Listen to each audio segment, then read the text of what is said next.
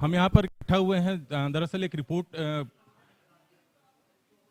की जानकारी आप लोग को देने के लिए इकट्ठा हुए हैं, जो झारखंड के लातेहार में एक घटना हुई थी 2016 में।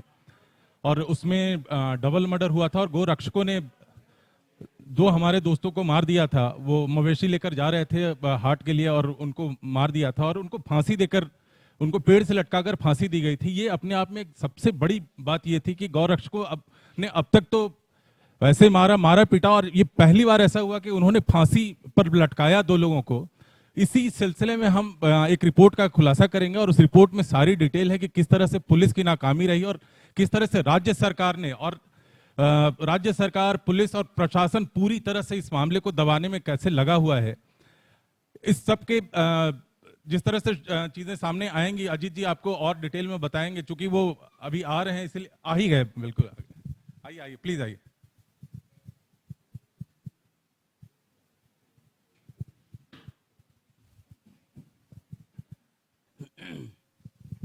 Thank you so much Prashant ji और उमर और पुरंजय बनाज्योत्सना। हमारे साथ बीच में अब्दुल सलाम बैठे हैं और ये फैमिली है। ये आप लोगों को किस्सा मैं बहुत संक्षेप में बता देता हूँ, मेरा गला बैठा हुआ है इसलिए बहुत ज़्यादा डिटेल में नहीं जाऊँगा। बाकी उसके बाद हम लोग रिपोर्ट रिलीज़ करेंगे यहाँ पर और उसके बाद बातचीत करेंगे। 18 मार्च 2016 को लातेहार में, झारखंड का जो ज़िला है, वहाँ पर सुबह करीब 3:30 से 6 के बीच में गौरक्षकों के एक दल ने दो मुसलमान मवेशी लेकर जा रहे थे, 8 बैलों को ले जा रहे थे।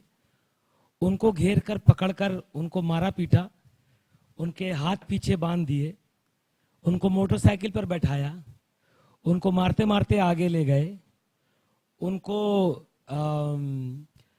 उनका गला दबाया और मृत अवस्था में, मरणासन्न अवस्था में रस्सी लेकर आए, उनके गले में रस्सी बांधी और उनको पेड़ से लटका दिया। ये आप लोगों को, बहुत सारे लोगों को यह याद होगा। ये झारखंड में बहुत अधिक ऐसे कांड हो रहे हैं। मुझे लगता है जितनी मैंने यात्राएं की हैं हिंदुस्तान में लिंचिंग को पता करने के लिए, मुझे लगता है जितना झारखंड में गौरक्षकों द्वारा हत्याएं हो रही हैं, शायद ही किसी और राज्य में इतनी हत्याएं गौरक्षकों द्वारा हो रही हों या हमले हो रहे हों। और इस केस में गवाह मौजूद हैं हमारे सामने।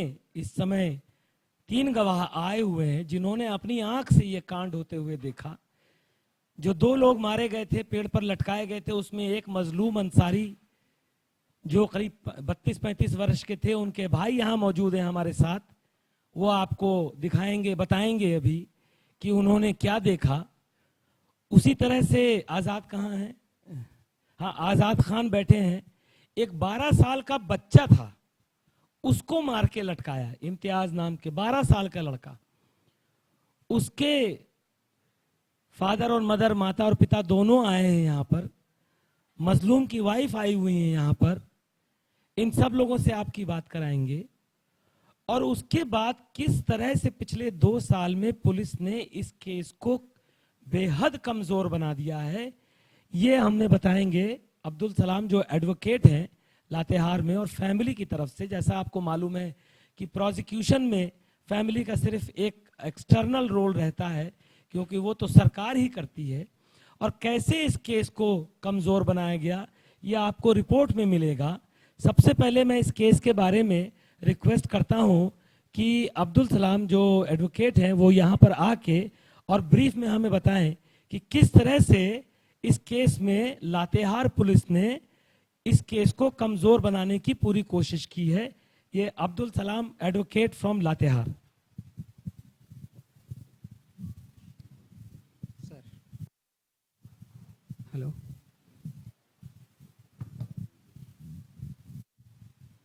मैं लातेहार में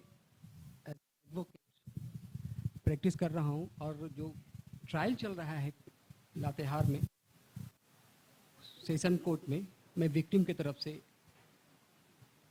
वहाँ पे गवाहों को प्रोड्यूस करवा रहा हूँ। इसमें गवर्नमेंट की तरफ से जो केस का फास्ट ट्रैक कोर्ट में इसको चलना चाहिए था, वो उस हिसाब से नहीं चल रहा है, क्योंकि तकरीबन 2 साल बीत गया है और अब तक सिर्फ 6 विटनेस ही एग्जामिन्ड हुए हैं। फर्स्ट ऑफ ऑल इसमें पुलिस की मिली भगत तो प्रतीत होती है, दिखती है, क्योंकि इसमें FIR नेम्ड विनोद प्रजापति रहा, जो आज तक ना ही तो पुलिस के द्वारा अरेस्ट किया गया है और ना ही उससे वो खुलेआम थाना के बगल में ही आराम से घूमता है।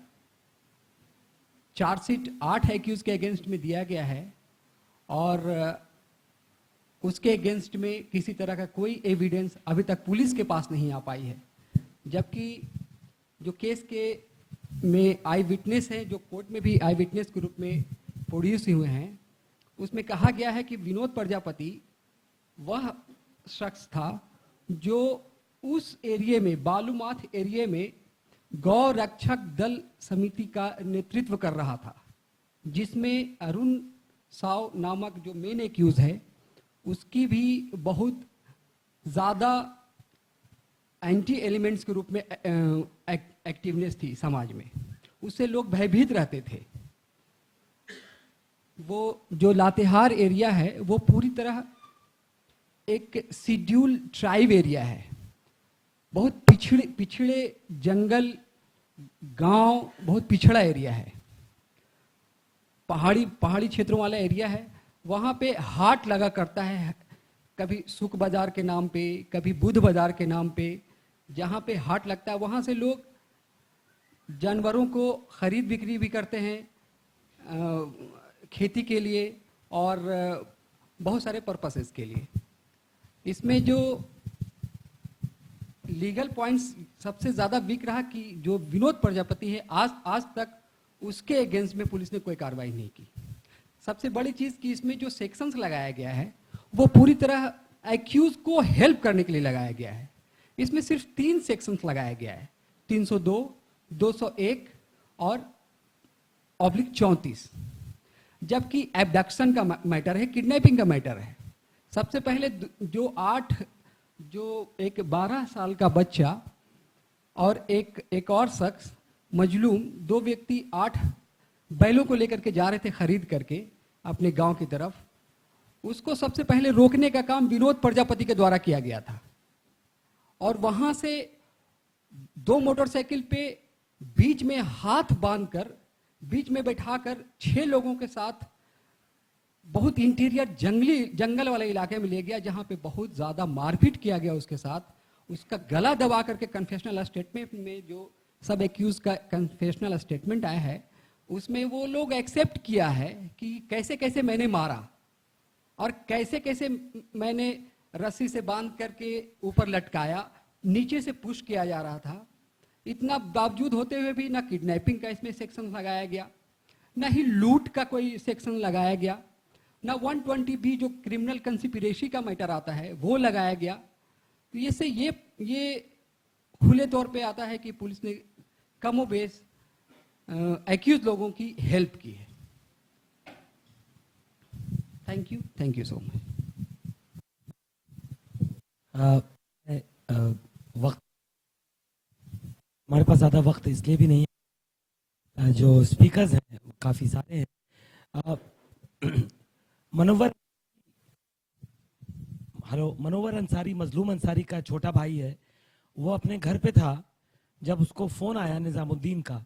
ये 2 लोग पैदल जा रहे थे सुबह 3:30 बजे बैल लेकर, और इनके पीछे पीछे जो लड़का था 12 साल का, उसके पिता जो यहाँ बैठे हैं, ये थोड़े पीछे मोटरसाइकिल से आ रहे थे, और निज़ामुद्दीन के पिता के पार्टनर हैं वो भी यहाँ बैठे हैं, ये भी पीछे से आ रहे थे, और इन्होंने इनको फ़ोन किया अंसारी को।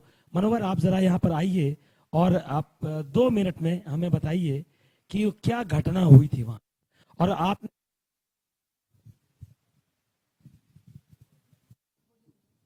हेलो, मेरा नाम MD मनोवर अंसारी है, और ये जो टंगे हुए देख रहे हैं ये हमसे बड़े भाई हैं, मजलूम अंसारी, जो 32 वर्ष के हैं, और उसके बगल में एक छोटा बच्चा 12 साल का इम्तियाज अंसारी। ये दोनों 18/3/2016 को 8 बैल घर से लेकर के 2:30-3 बजे निकले। अपना घर से निकलने के वही 8 या 10 किलोमीटर की दूरी में एक झावर गांव है, वहाँ पे अरुण साव, बंटी साव, विशाल तिवारी, विनोद प्रजापति, ये सब गौरक्षक, आरएसएस का, बजरंग दल का, ये सब जो है कमेटी वहाँ सदस्य बनाए, संगठन बनाया है। इन लोगों ने मेरा भाई को पकड़ करके, जानवर को लूट करके और वहाँ से किडनैप करके मारपीट किया थोड़ा बहुत वहाँ पे। उसके बाद एक पकरी की ओर जंगल की तरफ से रास्ता जाती है, उसी जंगल की ओर में वो लेकर के वो लोग चला गया। तब हम लोग यहाँ पीछे से अपना घर से जो है पीछे से गए तो वहाँ पर देखे 8 लोग, अरुण साव, मनोज साव, विशाल तिवारी, बंटी साव और भी 4 लड़का हैं, लेकिन वो लोग पूरा नाम नहीं जानते, लेकिन चेहरा से वाकिफ हैं हम लोग। तो देखे इतनी बुरी तरीके से मार पीट करके, गला में रस्सी लगा करके पेड़ में लटकाया गया। और उससे भी अगर ये नहीं हुआ था तो पैर में पकड़ करके, जैसे झुलवा झूलते हैं गांव में, उस तरीके से खींच खींच करके उसका जान लिया गया। तो हम और निजामुद्दीन जब देखे तो हम लोग के वहाँ पे हिम्मत नहीं काम किया, तो हम लोग पीछे की ओर फिर भागे, पीछे की ओर भागे, बस्ती तरफ हल्ला किए, फ़ोन उन किए। तो गांव देहात में नेटवर्क का प्रॉब्लम होता ही है। तो आधे घंटे के अंदर अंदर में जो है भाई सब में, हमसे बड़े भाई और भी हैं, और गांव के लोग, अगल बगल के हिंदू भाई, मुस्लिम, सभी पूरा टूट पड़े। हम लोग पहुँचे वहाँ पे, तब तक कि वो लोग जो है फांसी लगा करके अपना घर चले गया। प्रशासन आई आधा 1 घंटा बाद, तो प्रशासन के हमने ये बात बताया, हमसे बयान लिया। हम बोले सर बिल्कुल ये लोग यहीं का है सब, और उस जगह हम लोग अब अपना आँख से, अगर मेरा अपना सगा भाई, अगर पड़ोस का भी होता तो आदमी हिम्मत नहीं काम करता है, लेकिन अपना भाई जो मेरा सगा भाई है, और उनको अगर इस तरीके से कोई भी इंसान देखेगा तो हिम्मत नहीं काम करेगा। तो पुलिस के फिर भी हम बताए, तो पुलिस जो है भाई को और इम्तियाज खान को दोनों के उतारा नीचे, और वो अपना जो है ये करने के लिए पोस्टमार्टम के लिए ले जाना चाहा, लेकिन हमने ले जाना नहीं दिया उनको। हम बोले नहीं, ऐसे आप नहीं ले जा सकते हैं। फिर उसको हम लोग बालूमात लेकर के गए, थाना से 10 मीटर की दूरी में हम लोग जाम किए। जाम करने के बाद पूरा पब्लिक ड्यूटी, फिर एसपी डीएसपी सभी आए, सभी को हम लोग बताए जैसी इसी बात है। तो एसपी डीएसपी सारा हम लोग के अनुशासन दिया, ये इंसाफ भी मिलेगा, मुआवजा भी मिलेगा, नौकरी भी दिलाएंगे। और सबसे पहला हम लोग के मुद्दा था सीबीआई जांच का, वो भी हम लोग के सांत्वना मिला, जिन्हें सीबीआई जांच जरूर होगा, लेकिन आज तक के सीबीआई जांच भी नहीं हुआ, ना ही मुआवजा मिला। और उल्टी चंदवा थाना का रतन कुमार सिंह, मेरे बड़े भाई दाढ़ी रखे हुए थे, वो जब पथराव जब चालू हुआ, वो लोग गोली भी चलाई हम लोगों के ऊपर, कम से कम 18-20 फायरिंग हम लोग के ऊपर भी किया। जब चक्का जाम किए तो रोड जाम किए, तो डर से जो है मेरा, हम लोग सब भागे, गांव बस्ती है उधर घुस गए, और मेरा भाई अकेले पड़ गए, और वो घुस गए थाने में ही। अब थाना में घुसे तो वहाँ पर भी रतन कुमार सिंह, बड़ा बाबू है वहाँ चंदवा थाना का, उसने मेरा भाई के ऊपर सीने में रिवॉल्वर सटा दिया और दाढ़ी पकड़ के नोचा, बोला तुम ही साला आतंकवादी हो, गाली गलौज भी बहुत बुरा तरीके से किया। तो मेरा भाई बिल्कुल खामोश हो गया और ऑपरेशन के हालत में थे। तो फिर हम लोग वहाँ पूरा ही किए, तो डर से हम लोग ऐसे भी यही थे। तो फिर हमको भेज दिया पोस्टमार्टम, जो है पुलिस हम लोग से बिना पूछे मेरा भाई को और इम्तियाज खान को उठाया, गाड़ी में लादा, सीधा लातेहार पोस्टमार्टम के लिए भेज दिया। उसके बाद फिर हम लोग आए, 2 दिन के बाद पुलिस मुजरिम को अरेस्ट किया, नहीं किया सुबह ने अरेस्ट भी किया पुलिस, लेकिन पुलिस अरेस्ट करने के बाद जेल भेजा। कोई मारपीट उन लोग के साथ कुछ वैसा बर्ताव नहीं किया पुलिस, बस डायरेक्ट पकड़ा और जेल में भेज दिया। तो उन लोग जुर्म भी चार्जशीट में कबूल किया, और हम लोग जो बयान दिए वो बयान जब चार्जशीट में देखते हैं जस्ट उल्टा वो कर दिया, जी हाँ चलो उन लोग के सजा दिलवाएंगे, ये करवाएं, हर चीज़ करवाएंगे, लेकिन अभी तक के उन लोग के कुछ नहीं, ना मुआवजा हम लोग का मिला, ना सरकारी नौकरी मिली, और ना ही सीबीआई जांच मिला। और मेरा भाई मजलूम अंसारी का 4 बच्ची है, छोटे छोटे बच्ची है, और 1 लड़का है, उसके लेकर के भी कोई परवरिश के लिए सरकार के अभी तक के कोई ना ध्यान हम लोग के ऊपर नहीं है। मैं अपनी बात यहीं भी समाप्त करता हूँ। शुक्रिया मनोवर। हमारे ये आपको याद होगा कि 6 महीने पहले हमने इस सीरीज की पहली रिपोर्ट जारी किया था। राजस्थान में जो पहलू खान की हत्या की थी गौरक्षकों ने, उस पर ये दूसरी रिपोर्ट है और हम लोग आगे भी रिपोर्ट जारी करते रहेंगे। मैं अब रिक्वेस्ट करता हूँ सुप्रीम कोर्ट के सीनियर एडवोकेट प्रशांत भूषण जी इस समय यहाँ बैठे हैं। इनका काफ़ी गाइडेंस और सपोर्ट हमें शुरू से मिल रहा है इस पूरे लिंचिंग की सीरीज पर। मैं चाहूँगा कि ये रिपोर्ट के बारे में, सिचुएशन के बारे में और आगे क्या किया जा सकता है, इस पर थोड़ा हम लोगों को हमसे बात करें इस बारे में।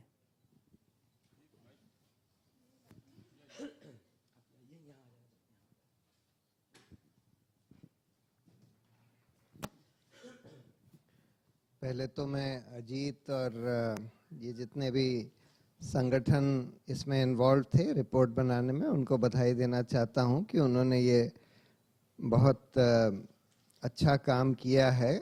सारे फैक्ट्स इकट्ठा करके जुटाकर बहुत एक क्रिस्प रिपोर्ट बनाई है। बट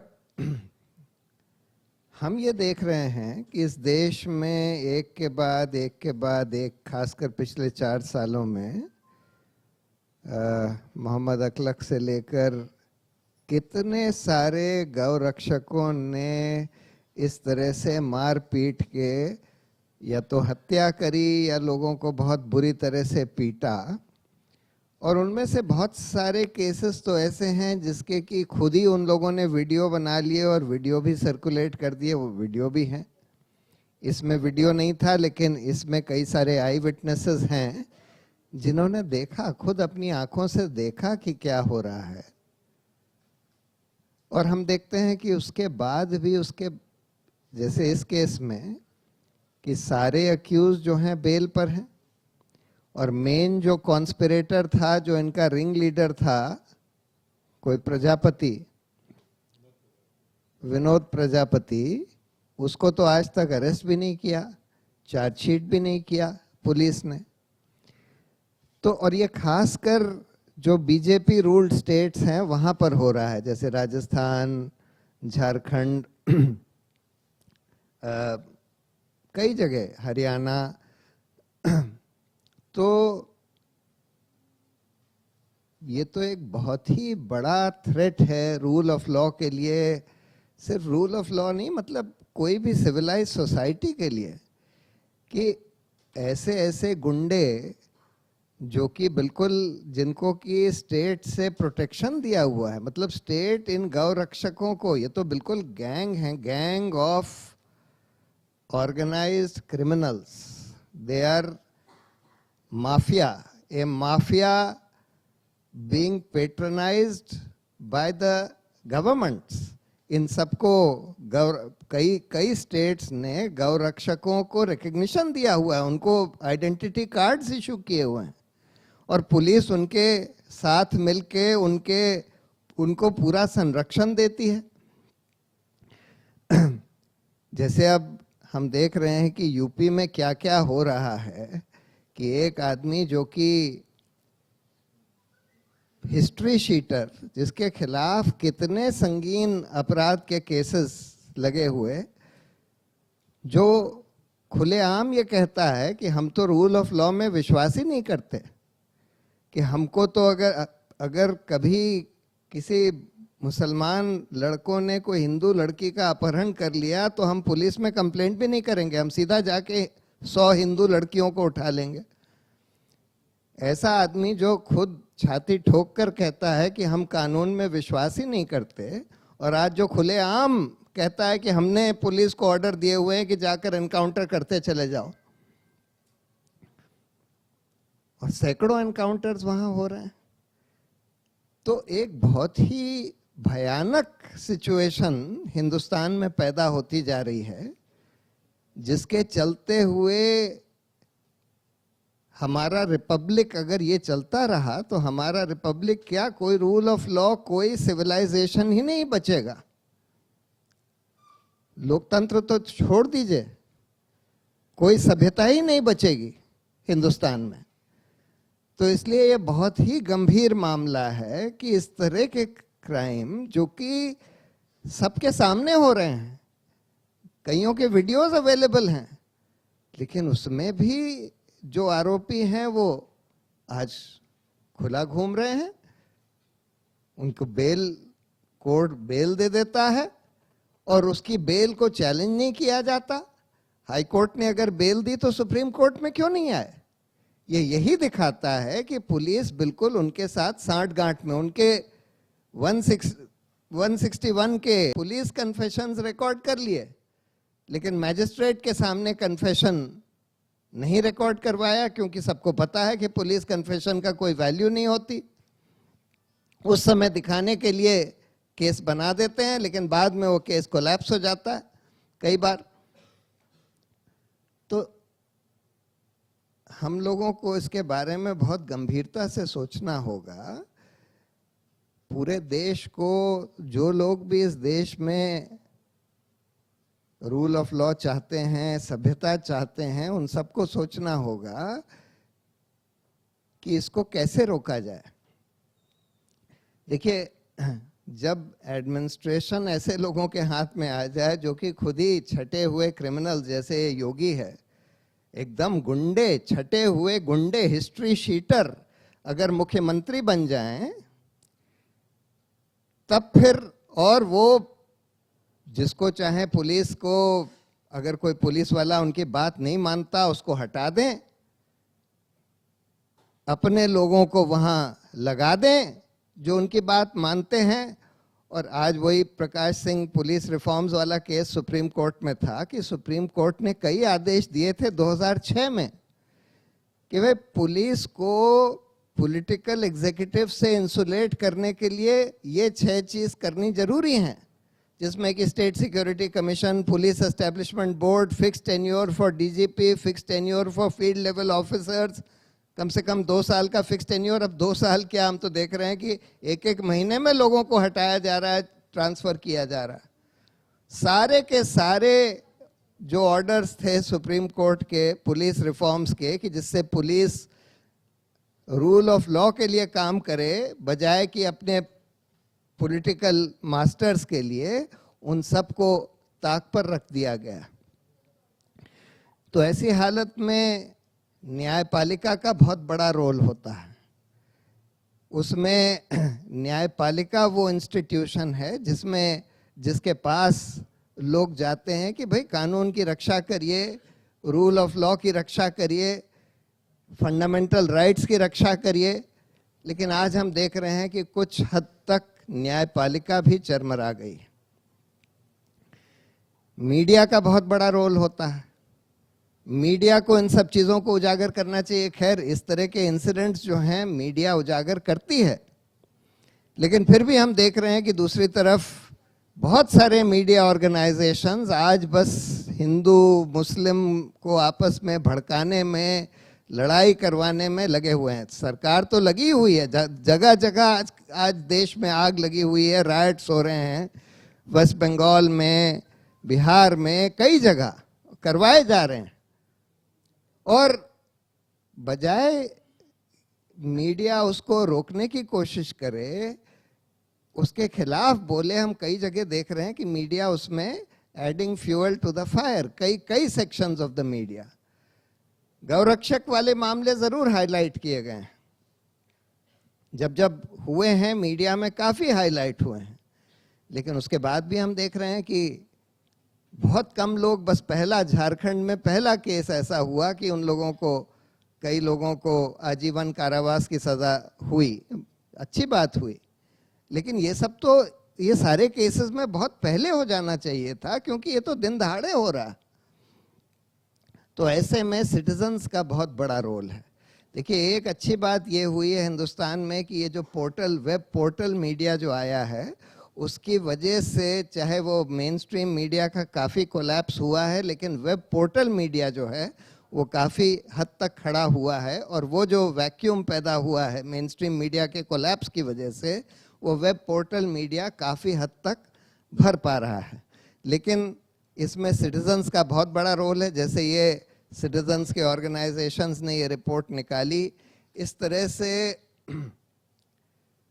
मेरी राय में तो सिटीजन्स को कई काम करने की ज़रूरत है। एक तो ये कि इन सारे केसेस में, खासकर आज तो तरह तरह के क्राइम्स हो रहे हैं, झूठा फेक न्यूज, भड़काऊ न्यूज रोज फैलाई जा रही है। उसको रोकने के लिए ये तो सब बहुत सीरियस क्रिमिनल ऑफेंस है। इस तरह की फेक भड़काऊ न्यूज, फॉर्चुनेटली अब वो एक पोस्ट कार्ड न्यूज का जो फाउंडर था उसको अरेस्ट किया है, लेकिन उस पर भी ये भाजपा वाले, जैसे कि ये सारे गौ रक्षकों को पूरा संरक्षण भाजपा ने दिया हुआ है, उनकी बेल वेल सब यही लोग कराते हैं, उनकी तरफ से वकील खड़े होते हैं, हर तरह का संरक्षण उनको ये लोग दे रहे हैं। उसी तरह से फेक न्यूज जो लोग फैला रहे हैं, एक तरफ से प्रधानमंत्री के द्वारा पूरा संचालित है ये पूरा तंत्र फेक न्यूज और हेट न्यूज फैलाने का, और दूसरी तरफ अगर किसी के खिलाफ एक्शन लिया जाता है तो सब भाजपा वाले सब खड़े हो जाते हैं उसके डिफेंस में। तो ऐसे में सिटीजन्स का बहुत बड़ा रोल है। सिटीजन्स को कई तरह के काम करने की ज़रूरत है। सिटीजन्स को सबसे पहले तो जहाँ जहाँ इस तरह के क्राइम्स कमिट हो रहे हैं तुरंत उसको उजागर करना, उनके जो परपेट्रेटर्स हैं उनको जस्टिस में लाने के लिए वकील खड़ा करना। सिटीजन्स का बहुत सारे रोल हैं, और जब तक सज़ा नहीं हो जाती उस पर अपनी आवाज़ उठाते रहना, ये सब हमको करना पड़ेगा अगर हमको इस देश को बचाना है। तो इसलिए मैं तो सिर्फ यही कहना चाहता था कि ये बहुत अच्छा काम किया गया है, इस तरह के और काम होने चाहिए। इन सारे केसेस पे पूरी निगरानी सिविल सोसाइटी की रहनी चाहिए। जो जो मीडिया अभी भी खड़े हैं, बचे हैं, उन सब की रहनी चाहिए, और तभी हम इसको बचा पाएंगे। Thank you.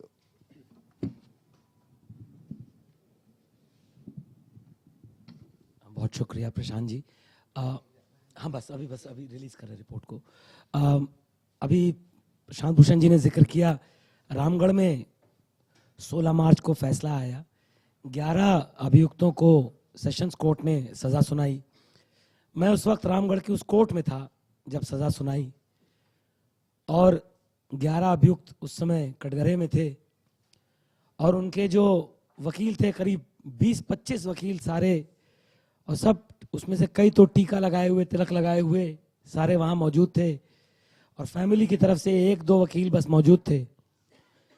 और बाद में मुझे पता चला कि कुछ दिनों पहले होली थी, तो होली के पहले जो हियरिंग थी उसमें डिफेंस के एक वकील ने जज साहब से कहा कि जज साहब जल्दी फैसला सुना देते, कम से कम ये बच्चे घर जाके होली तो मना सकते हैं। यानी वो मान के चल रहे थे कि जज साहब उनको छोड़ने वाले हैं। ये बहुत बड़ा इत्तेफाक कहिए या क्या कहिए, लेकिन ये भी देखना है कि रामगढ़ वाले केस में भी सेक्शन 120B लगाया था, और उसमें हमारे साथ आने वाले थे, अभी शायद आ भी जाए, ह्यूमन राइट्स लॉ नेटवर्क के जो फाउंडर हैं कॉलिन गोंजाल्वेस, उनकी टीम ने बहुत ज़बरदस्त काम किया वहाँ पर। जो लॉयर्स जिन्होंने सपोर्ट किया वो ह्यूमन राइट्स लॉ नेटवर्क के लॉयर्स ने वहाँ पर उस केस में सपोर्ट किया। मैं अब रिक्वेस्ट करूँगा मंच पर जो बैठे सभी लोग हैं और जो फैमिली के लोग हैं, ये आज़ाद और निज़ामुद्दीन और मुनव्वर और नजमा बीबी और सारा बीबी, आप लोग यहाँ आ जाइए, सामने स्टेज पर आइए, और सब लोग यहाँ खड़े होकर लाइन से रिपोर्ट को रिलीज़ कीजिए हमारे साथियों के लिए। यहाँ आ जाइए, इधर आ जाइए, आप इधर ऊपर आ जाइए। मना ज्योत्सना आपके साथ आ सकते हैं, वो लोग आपके साथ खड़े हो सकते हैं।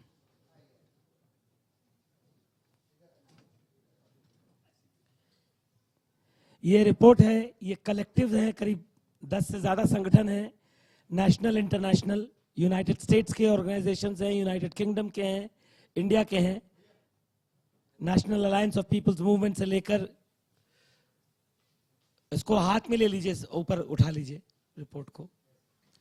ये आप देखेंगे बीच में सारा बीबी हैं जिनके हस्बैंड मजलूम अंसारी को पेड़ से टांग कर हत्या कर दी थी, और नजमा बीबी हैं जिनका बेटा 12 साल का इम्तियाज। ये लोग गांव में रहते हैं और बहुत मुश्किल से, बहुत गरीबी में अपना जीवन यापन करते हैं। ये अपना काम छोड़कर हमारे कहने पर यहाँ आप लोगों से मिलने के लिए आए हैं। वहाँ पर अगर आप जाएंगे इनके गांव में तो आप ये पाएंगे कि बहुत मुश्किल जीवन है, बहुत वक्त लगता है इनके गांव में अंदर तक पहुँचने के लिए, गाड़ी तक नहीं जाती है। Thank you for releasing the report.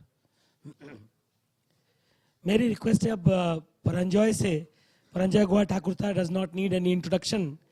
He is the former editor in chief of Economic and Political Weekly, veteran journalist, veteran investigative reporter, और काफ़ी नेशनली इंटरनेशनली रिनाउंड है।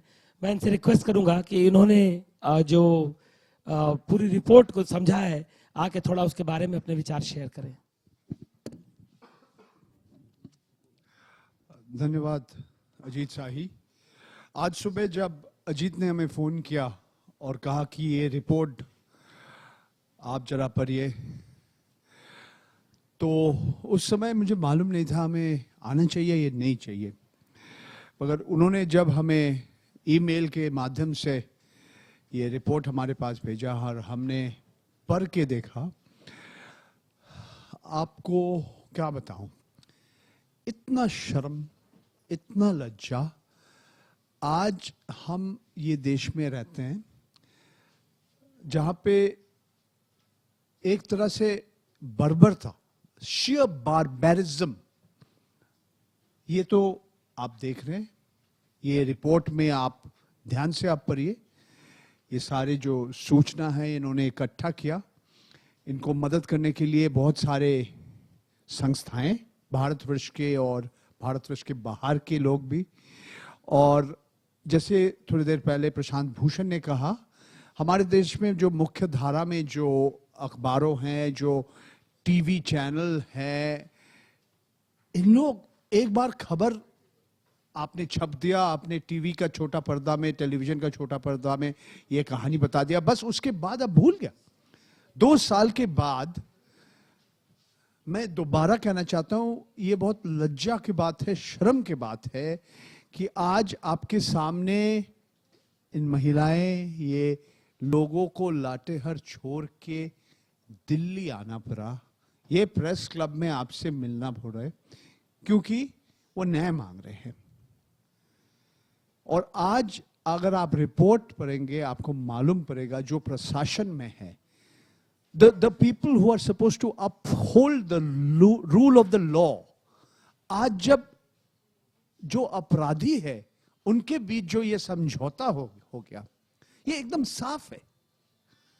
आप सिर्फ सूचना पीजिए और अपने आप आपको मालूम पड़ेगा कौन कह रहे हैं सच और कौन कह रहे हैं झूठ। और जो आरोप पत्र पेश किया गया सबके सामने, इसके ऊपर वहां का अधिकारी, वहां के जो पुलिस के लोग हैं, वो कुछ काम नहीं करने नहीं चाहते, आगे कदम आगे बढ़ाने नहीं चाहते, क्योंकि उनके पीछे कौन है आप जानते हैं, मैं जानता हूं, प्रशासन है, वहां का जो राजनीतिक दल का जो बड़े बड़े नेताएं हैं, इनको मदद कर रहे हैं।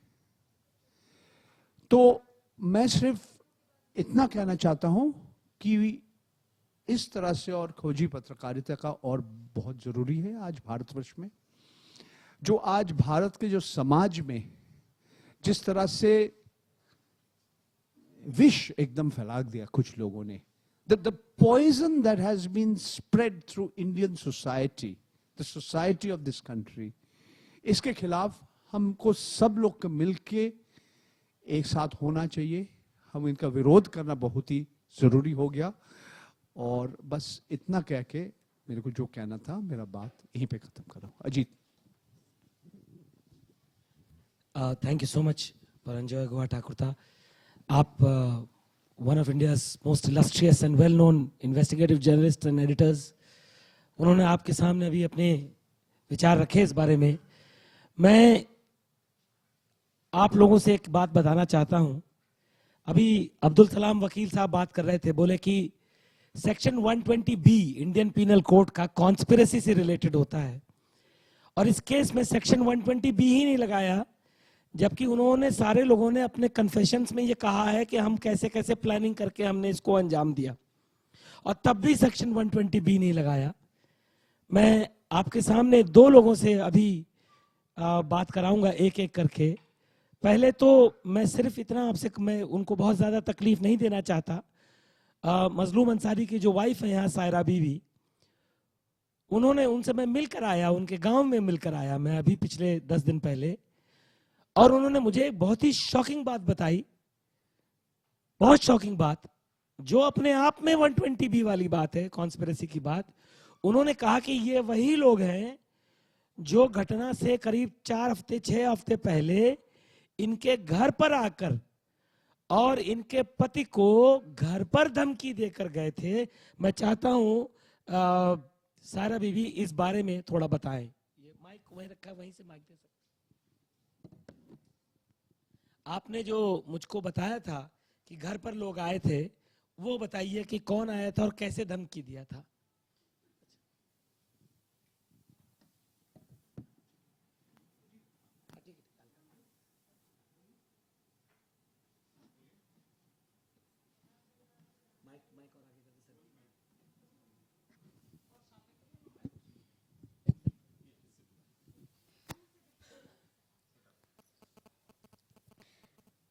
अरुण शाह और बंटी शाह घर पे नान के धमकी दिया था।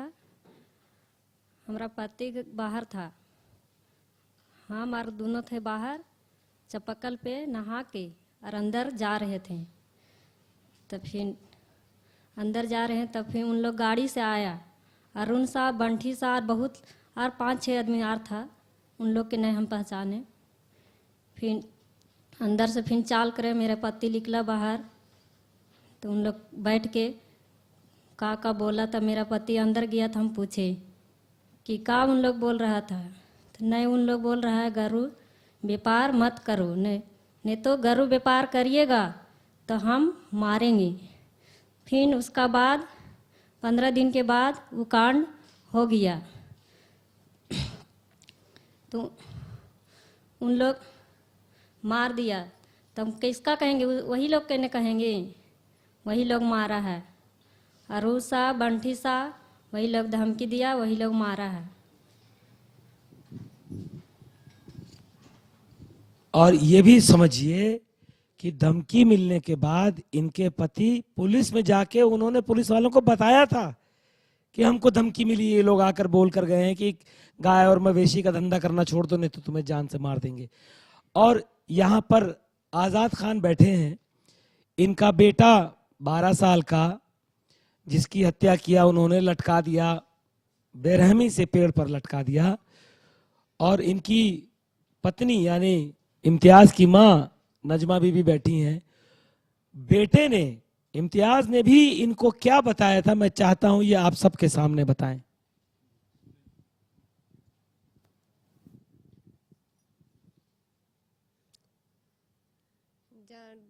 मेरा घर से बिफे के दिन में निकला और कहा कि नमाज आ रहे हैं हम बाहर, मजलूम चचा के साथ में जा रहे हैं मेला करने के लिए,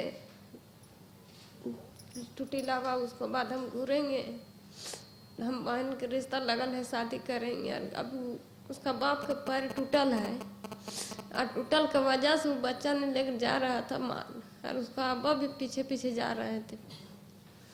उसका बाद फिर मेरा पीछे से खबर आया 8 बजे दिन के सूख के कि नहीं से ऐसा बच्चा के कर दिया है, कह के नाल के गांव वाला बोला है 1-2 आदमी की, नहीं से ऐसा हम विश्वास नहीं कर रहे हैं कि नहीं, तो फिर बाद में कहा कि नहीं हम लेके जा रहे हैं, तो हम कहें नहीं हम नहीं जाएंगे, तो ये बोल के फिर नहीं हम किए।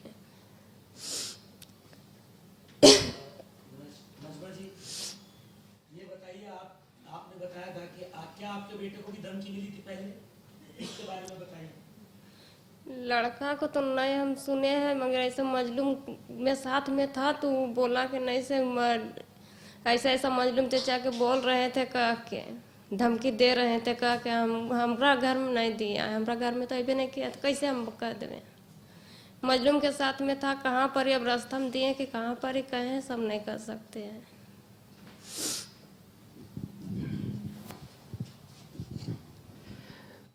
इसके पहले कि मैं बाकी 2 चश्मदीद गवाह से आपकी बात कराऊं, मैं रिक्वेस्ट करूंगा बना ज्योत्सना लाहिरी जो यूनाइटेड अगेंस्ट हेट से संबंधित हैं, और इन लोगों ने पिछले कुछ दिनों में इस संगठन ने बहुत अच्छा काम किया है। आप लोगों को याद होगा कासगंज में बहुत ज़बरदस्त तरीके से दंगे भड़काए गए थे, वहाँ पर भी जाकर इन लोगों ने रिपोर्ट जारी किया था।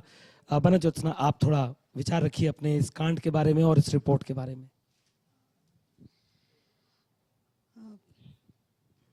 बहुत बहुत शुक्रिया अजित जी।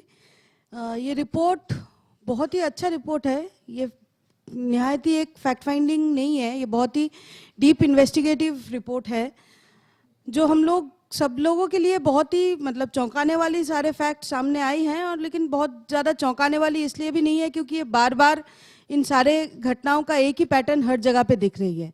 लेकिन फिर भी ये रिपोर्ट बहुत डिटेल्स में इन सारे फैक्ट्स को दोहराए है, इसीलिए इसका बहुत ज़्यादा अहमियत है। ये घटना जब घटी थी 2 साल पहले, जब मजलूम अंसारी और इम्तियाज़ का ये बॉडीज़ का टांगा हुआ पेड़ से फोटोज़ आए थे, बहुत ज़्यादा दिल दहलाने वाला वो फोटोज़ थे, इमेजेस थे। सारे लोग बहुत ज़्यादा, हम सारे लोग बहुत अफेक्टेड हुए थे।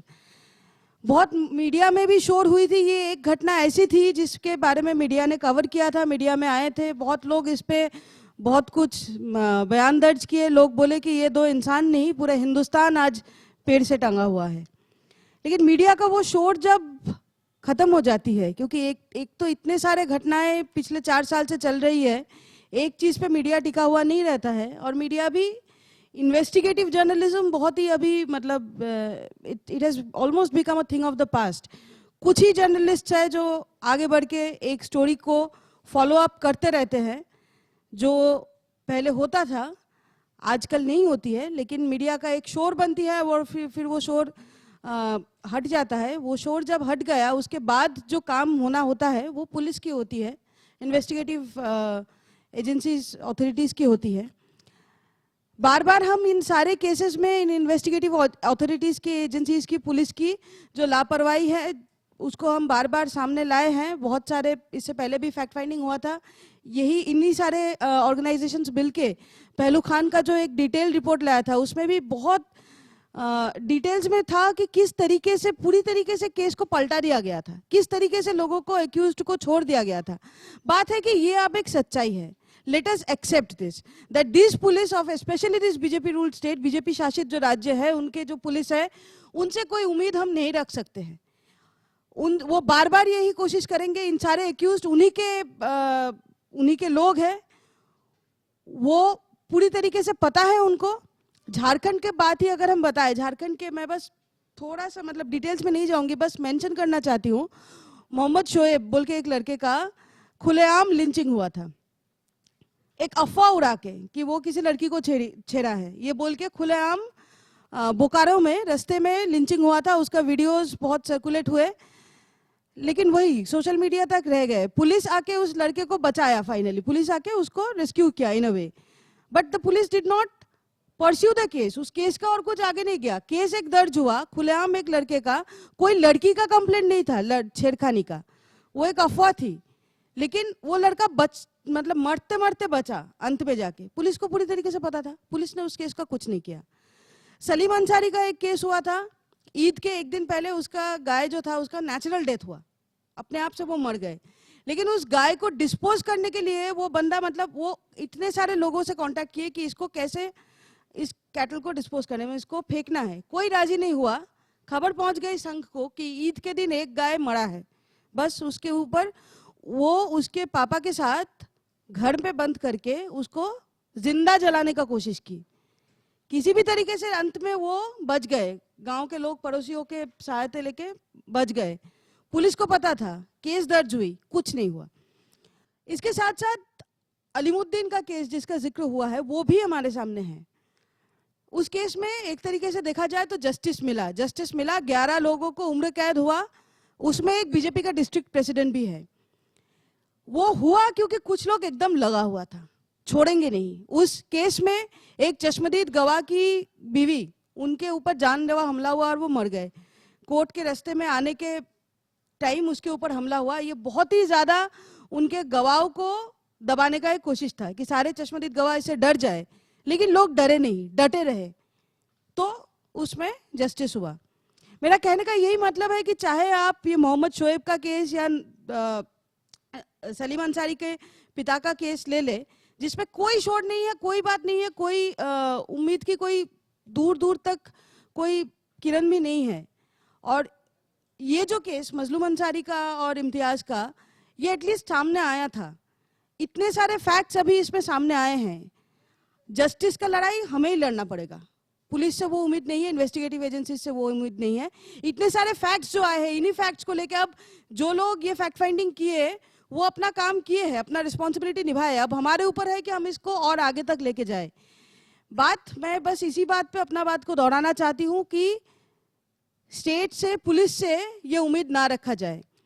बस एक और एग्जांपल देना चाहूंगी। जुनैद का केस, इतना बड़ा जो केस हुआ था, इतना बड़ा, मतलब वो पूरे दुनिया भर में एक तरीके से देखा जाए तो उसको लेके प्रोटेस्ट हुआ था।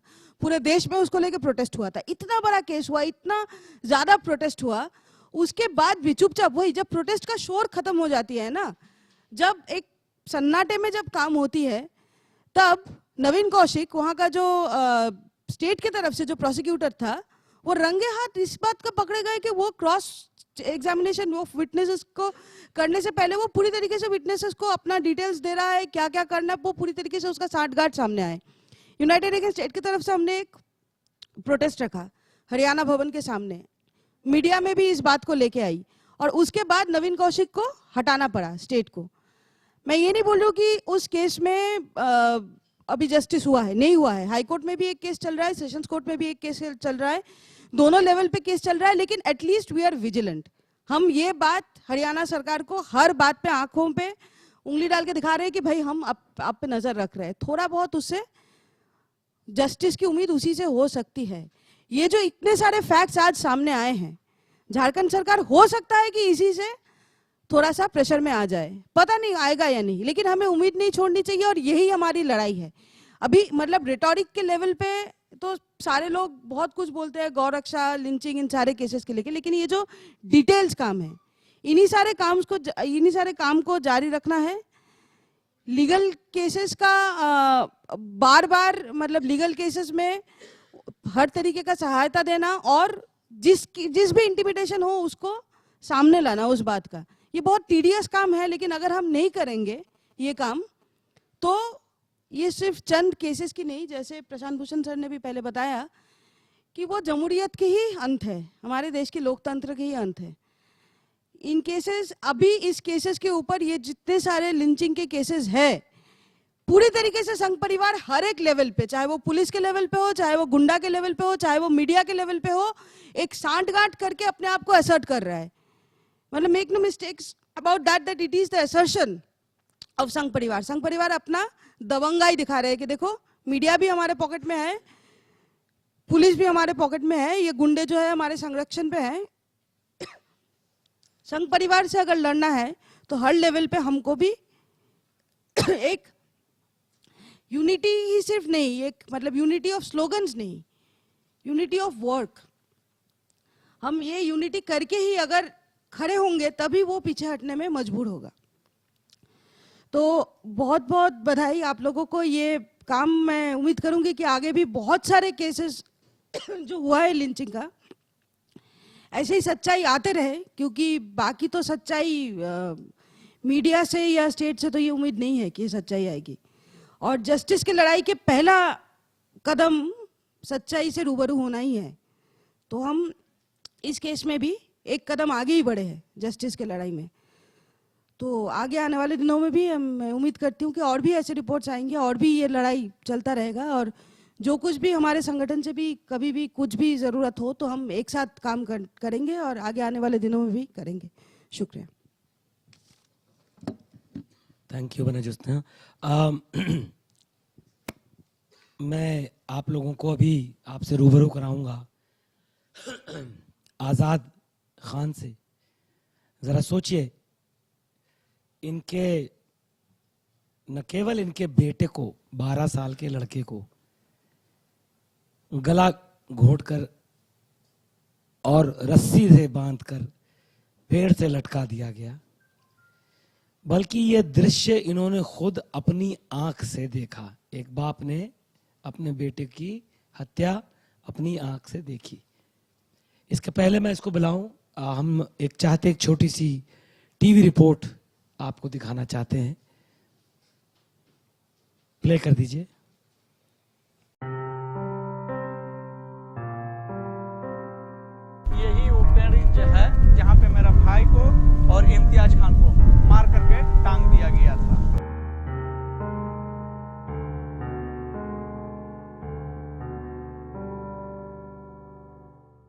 हमरा तो यहाँ पर ही खबर आया 7 बजे और इसका पापा भी पीछे पीछे जा रहा था।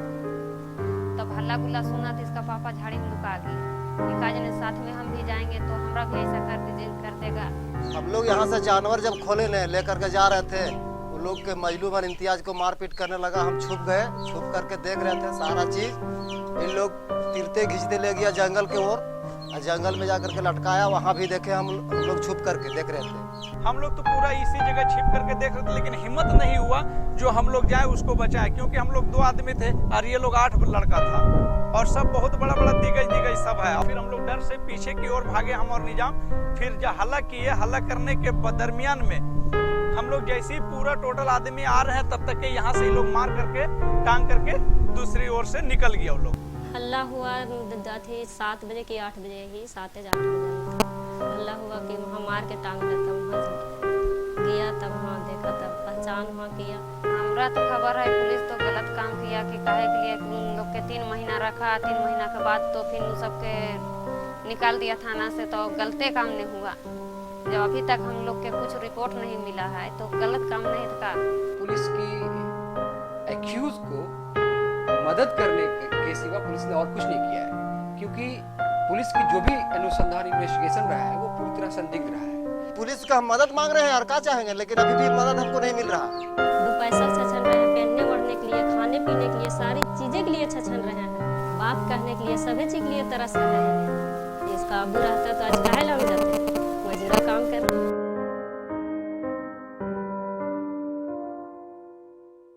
अभी 2 लड़के है कुमार, अभी सिर पर है बोझा के। अभी लड़का रहता तो आप लोग हो जाता शादी ब्याह। और अभी सोच रहे हैं कि अभी मेरा लड़का नहीं है, कमाने वाला खाने वाला वही लड़का था। एक इतना बड़ा बच्चा है और बच्चा हमारा है ये नहीं है। पहाड़ में आग लगता है, सब कोई देखता है। मेरा कलेजा में आग लग रहा है तो कोई नहीं देख रहा है। उस समय से कहा हमारा कलेजा में हो रहा है, नहीं हो रहा है।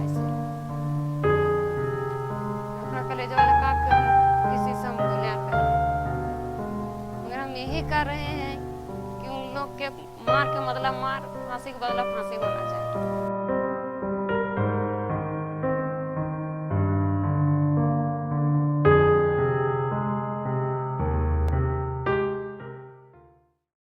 आप लोगों ने देखा, हमें यहाँ पर बहुत सारे लोग मौजूद नहीं हैं, पर हम जैसे तीस्ता से तलवाद है, उनका हमें सपोर्ट भी है, उनको पूरा गाइडेंस है, सपोर्ट है। इनफैक्ट लास्ट रिपोर्ट में वो हमारे साथ यहाँ पर थी, पहलू खान की रिपोर्ट में। आज भी उनको होना था, लेकिन आप लोगों को मालूम है उनके खिलाफ एक और केस मोदी गवर्नमेंट ने फाइल करने की कोशिश कर दी है, फाइल कर दिया है, तो इसलिए उनको उसमें कोर्ट रूम में बिजी होना पड़ा है। मैं अब आपके सामने इन्वाइट करता हूँ आज़ाद खान को। मैं चाहता हूँ वो बताएं कि उन्होंने अपनी आंख से वहाँ पर क्या देखा।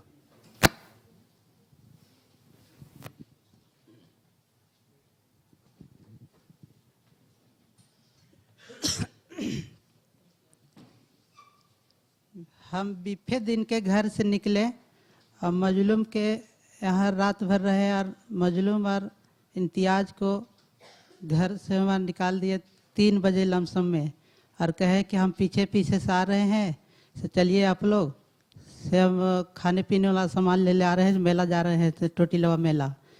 तो झाबर गांव जब पहुँचे तो देख रहे हैं कि गरु कूद रहा है और इम्तियाज और मजलूम के पते नहीं है। कुछ दूर जब होते जंगल के रास्ते में घुसे तो देखे कि मारपीट हो रहा है, चिल्ला रहा है इम्तियाज और मजलूम बचाओ बचाओ। तो डर से हम हुए छिप गए। छिपने के बाद मारा पीटा, बहुत किस्म से मारा और गले में फांसी लगा करके टांग दिया। और उसके पहले गया था उन्हें अरुण साहब, बंटी साहब, मनोज साहू, विशाल तिवारी, ये सब धमकी भी दिया था, लेकिन हम सोचे कि जब बैल ले लिए हैं तो इसको बेच करके इसके बाद हम लोग छोड़ देंगे। इसके बीच में तो हो ही गया, फिर मारपीट के फिर ये बीच में टांग टूंग करिए दिया। इसके बाद हम लोग मुआवजा मांगे 50-50 लाख और नौकरी मांगे और घर अधूरा मांगे, कुछ नहीं मिला। आज तक सरकार की ओर से हम लोग को कुछ नहीं मिला। वो सब 3 महीना जेल में रहे, इसके बाद निकल गया। वो सब कोई कार्रवाई नहीं हुआ वो सब का आज तक। शुक्रिया। हमारे साथ इस वक्त हैं उमर खालिद। ये भी, इनका भी सपोर्ट हमें शुरू से मिला है इस पूरे लिंचिंग के जो हम लोग सीरीज कर रहे हैं। Umar Khalid again needs no introduction in India. He is one of the most well known faces. ये स्टूडेंट लीडर भी हैं, बहुत अच्छा समझते हैं चीज़ों को, और मैं इन्होंने पूरी रिपोर्ट पढ़ी है, पूरा इस सिचुएशन को फॉलो किया है। पहलू पे भी इन्होंने बहुत अच्छी बात रखी थी। मैं चाहता हूं ये भी अपनी बात यहाँ पर रखें। बहुत बहुत शुक्रिया अजीत भाई। आप तमाम लोग जो यहाँ हैं, आपका यहाँ आने के लिए बहुत शुक्रिया। सबसे पहले परिवार वालों को और आपकी बहादुरी को मेरा सलाम, जो आप अपनी लड़ाई को यहाँ दिल्ली लेकर आए हैं। वकील साहब को सलाम, अजीत भाई को सलाम। हम दूसरी बार यहाँ मिल रहे हैं। पिछली बार हम पहलू खान के सिलसिले में, उसमें जो रिपोर्ट लिखी रही थी उसमें मिले थे। मैं एक बात से अपनी बात शुरू करूँगा जो बनोजोत्सना ने भी बात रखी, कि जब ये मामला सामने आया मार्च 2016 में, तो दिल को दहलाने वाला मामला था, जिस तरीके से बर्बरता का यहाँ जाहिर किया गया था। लेकिन इतनी बार वो बर्बरता दोहराई गई कि कहीं ना कहीं वो हमारे मेमोरी से भी चला गया। यही अप्रोच था, यही आउटरीच था जब 16 साल के जुनैद को मार दिया ट्रेन के अंदर, और उसके बाद या फिर जैसे अफराजुल को मारा, जिंदा जला के काट दिया। लेकिन जब ये आउटरीच खत्म होता है, दूसरी तरफ से जो ताकतें काम कर रही हैं, वो इस हिंसा को और हिंसा करने वालों को नॉर्मलाइज कैसे करते हैं, उसका एक उदाहरण हमको आज राजस्थान में भी मिल रहा है, जहां उसी अफराजुल का हत्यारा आज उसको रामनवमी सेलिब्रेशंस में उसके पोस्टर, उसके स्टैचूज बना के उसको एक हीरो की तरह बताया जाता है। और आज जब हम यहाँ बात कर रहे हैं लातेहार लिंचिंग की, मतलब ये सांप्रदायिक हिंसा हमारे पूरे देश की कई सारी जगहों पे इस आग को लगाया जा रहा है, और बहुत जानबूझ के, बहुत कॉन्शियस तरीके से, बहुत एक पॉलिटिकल स्ट्रेटेजी के बतौर लगाया जा रहा है, बिहार में, राजस्थान में, बंगाल में। और अगर आप देखेंगे तो कहीं ना कहीं ये पिछले 4 साल में जो हिंसा हुई, वो हिंसा स्टेडीली मोदी साहब के सरकार के बाद, आने के बाद, वो स्टेडीली बढ़ती जा रही है। 2014-15 आप घर वापसी की बात सुनेंगे, 2015-16 आप लव जिहाद की बात सुनेंगे, 17 से आप गौरक्षा की बात सुनेंगे, और अब 18 शुरू हुआ है, 19 आने वाला है। ऐसा लग रहा है कि 18 का नया जो एक मोडस ऑपरेंडी है कि त्योहारों के अराउंड आप हिंसा करेंगे, चाहे वो धार्मिक त्यौहार हो, चाहे वो राष्ट्रीय त्यौहार हो। तो 26 जनवरी को जाके कासगंज में एक दंगा करने की स्थिति पूरी पैदा करी गई, और वही अब रामनवमी को आप देखिए कि आप त्यौहार के नाम पे किस तरीके से अलग अलग जगहों पे एक ही किस्म का दंगा कर रहे हैं। एक तरफ ये राष्ट्रीय स्वयंसेवक का जो पूरा एक सांस्कृतिक एजेंडा है हिंदू राष्ट्र का, और दूसरी तरफ तो आज भारतीय जनता पार्टी के जो इलेक्टोरल कंपल्शंस हैं, वो दोनों एक चीज को कॉम्प्लीमेंट करते हैं। ये जानते हैं कि 4 साल के अंदर इनके जितने वादे थे, विकास के वादे थे, अच्छे दिन के वादे थे, आज जनता जान चुकी कि ये वादे झूठे थे, इन वादों में कुछ मिलकर नहीं आया है। तो इसलिए एक ही तरीका बचता है, जब रोजगार नहीं है, जब कृषि में संकट है, जब शिक्षा को खत्म किया जा रहा है, तो एक ही तरीका बचता है सत्ता में बने रहने का, और वो तरीका वो बहुत पुराना है कि सांप्रदायिक हिंसा करी जाए, सांप्रदायिक हिंसा भड़काई जाए, और उसके आधार पर राजनीति करी जाए। मतलब कल मेरे एक दोस्त का मुझे फोन आया, मुझे तेलंगाना जाना था, उसने बताया कि तेलंगाना में स्थिति ठीक नहीं है, क्योंकि रामनवमी को लेके वहां भी कुछ कम्युनल टेंशन चल रहा है। अब आप एक बात सोचिए, इतने मीलों दूर ये सारे इलाके हैं, बिहार के वो डिस्ट्रिक्ट, बंगाल में आसनसोल, राजस्थान में कई डिस्ट्रिक्ट, और तेलंगाना में, उन सारे डिस्ट्रिक्ट्स में एक ही पैटर्न का, अगर एक ही समय अगर हिंसा हो और एक ही पैटर्न का दंगा हो, तो क्या हम इसको स्पॉन्टेनियस बोल सकते हैं? या उसी चीज को अगर आप यहां रोकें, और ये देखें कि यहीं इसी प्रेस क्लब में आज से 4 महीने पहले पहलू खान के परिवार वाले बैठे थे, आज हमारे बीच में झारखंड से, लातेहार से विक्टिम फैमिलीज आई हैं। अब फैमिली मेंबर्स बदल गए, कहानी एक है। मतलब वही चीज जो राजस्थान में हुई, वही चीज जो दादरी में हुई, वही चीज जो जुनैद के साथ बल्लभगढ़ में हुई, अगर वही चीज और जगह हो रही है, तो एक चीज को बहुत क्लियरली दर्शाता है कि ये स्पॉन्टेनियस घटनाएं नहीं है।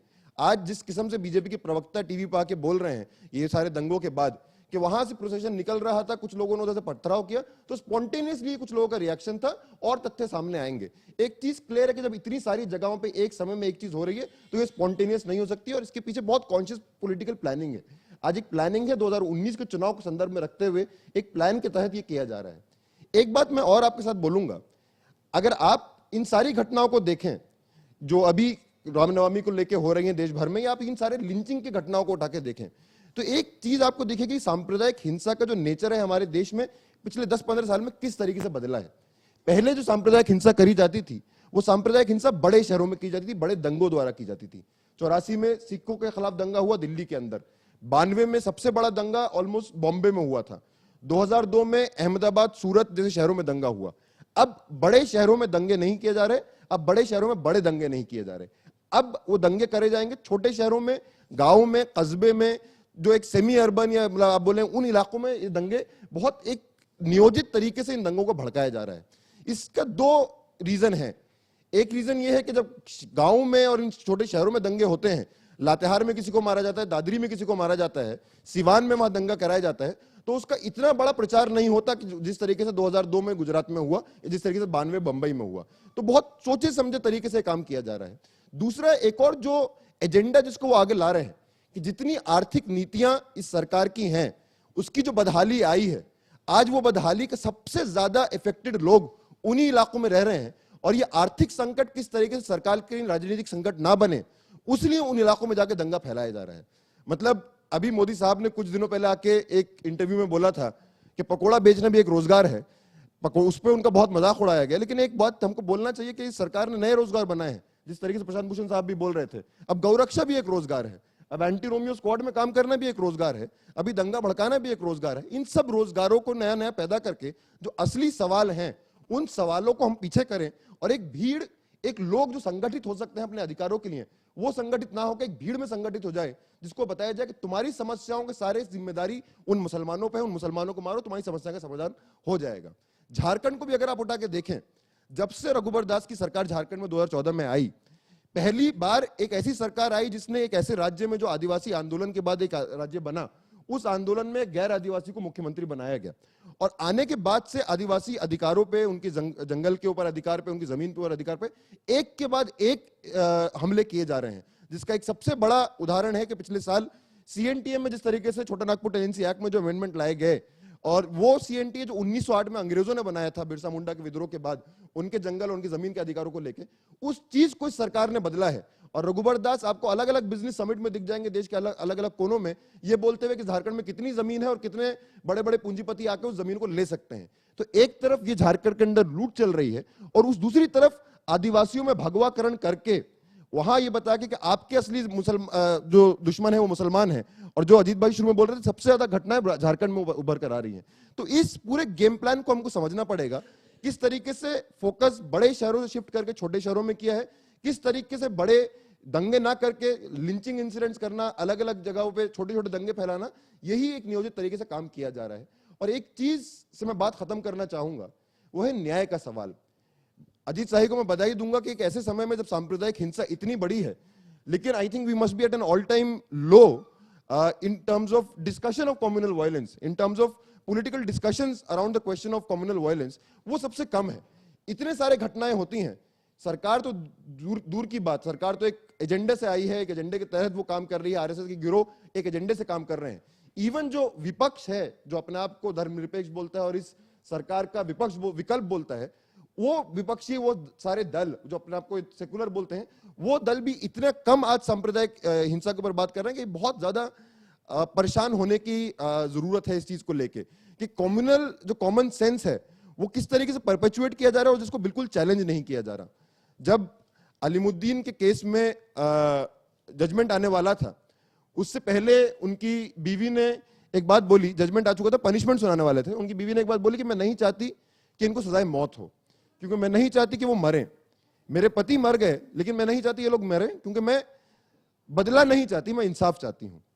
अभी असनसोल में जो इमाम ने एक स्टेटमेंट दिया, जिसको लेके बहुत सारी बातें करी जा रही हैं कि किस तरीके से वो इतने दर्द के बावजूद, और आई एम श्योर जो यहां लोग बैठे हैं वो भी, उनका भी यही एक मैसेज है, इतने दर्द के बावजूद वो इंसाफ, वो बोल रहे हैं कि हमको बदला नहीं चाहिए। लेकिन अगर वो बदला नहीं चाहते हैं, वो इंसाफ चाहते हैं, और इस चीज को लेके यहाँ की सरकार, यहाँ के विपक्षी दल इस चीज को लेके they can not undermine this aspect that the fight for justice is also very important.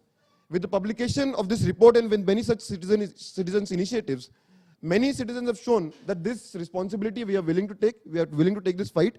The ball is now in the court of the government as well as in the court of the opposition parties. I mean, this is a fight to save democracy, and I hope all of us will stand up to that. Thank you very much. Thank you Umar. हमको एक और endorsement भी आया। Magsaysay award winner हैं संदीप पांडे, लखनऊ में रहते हैं, और वो बहुत वो भी इस मुद्दे पर वहां पे भी लड़ाई हो रही है। हमारे साथ रिहाई मंच है यूपी में। संदीप भाई का मैसेज जरा दिखाइएगा। जी, ये जो झारखंड में घटना हुई है जिसमें 2 मुसलमानों को जो 8 बैल लेके जा रहे थे उनको मारा पीटा गया, उसके बाद उनकी हत्या करके उनको फांसी पे भी चढ़ा दिया गया, ये बहुत ही शर्मनाक घटना है। और गौ रक्षकों ने ये जो किया है, ये तो बात समझ में नहीं आती कि आप किसी धर्म के नाम पे गाय को बचाने के लिए आप इंसान की जान ले रहे हैं। ये कौन सा धर्म दुनिया का इस तरह की इजाज़त देता है? ये धर्म नहीं है, ये राजनीति है। और नरेंद्र मोदी की सरकार बनने के बाद दिल्ली में इस तरह की घटनाएं देश में बढ़ गई हैं। पहले कम से कम लोगों को कानून का भय होता था, लेकिन अब जो खुलेआम ये तथाकथित गौरक्षक इंसानों की, खास करके मुसलमानों की जो जान ले रहे हैं, इस पे रोक लगनी चाहिए। शासन प्रशासन इन लोगों के खिलाफ कार्रवाई करे जो इस तरह की घटनाओं को अंजाम दे रहे हैं, और निर्दोष लोगों को बचाया जाए। ये इस देश का संविधान जो है उनको ये गारंटी देता है उनके जीने के अधिकार की, उनका मौलिक अधिकार है। और यदि ये काम गलत है, अगर गाय की हत्या गलत है, उसके लिए कानून है, उस कानून के तहत अगर किसी को सजा दी जानी है तो दी जाए। Thank you. मैं चाहूँगा कि जो फैमिली मेंबर्स हैं वो स्टेज पर सब लोग, आप लोग आ जाइए। तो आप लोगों की एक ग्रुप फ़ोटो हम लेना चाहेंगे यहाँ पर हमारे स्पीकर्स के साथ। प्लीज़ यहाँ पर आ जाइए। निज़ाम आ जाइए आप भी। परंजय साहब ज़रा आ जाइए साथ में एक। और आप जर्नलिस्ट्स को अगर फैमिली से कुछ भी सवाल जवाब करने हैं, पूछना है, इनसे इंटरव्यू लेना है, तो ये लोग आपके पास अभी अवेलेबल है अगले आधे पौने घंटे।